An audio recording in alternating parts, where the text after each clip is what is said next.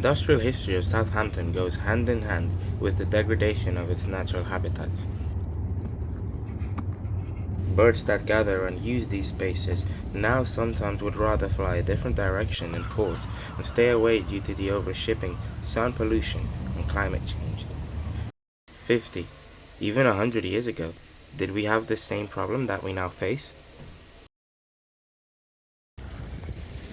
But even regardless of the overshipping and the constant oil spillages onto the harbour, you can still hear the remnants of the many avian species that visit Southampton.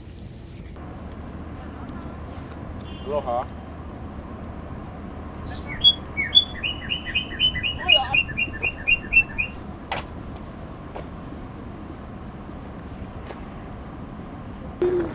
Oh.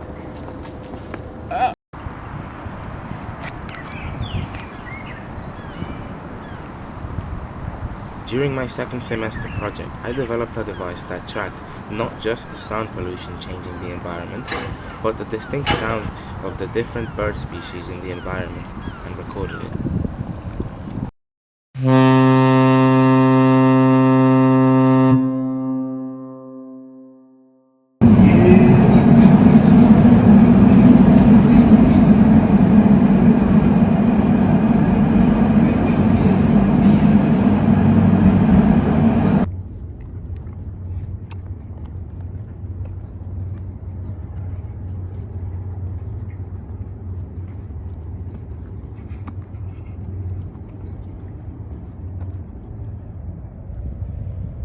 See any? Fuck's sake.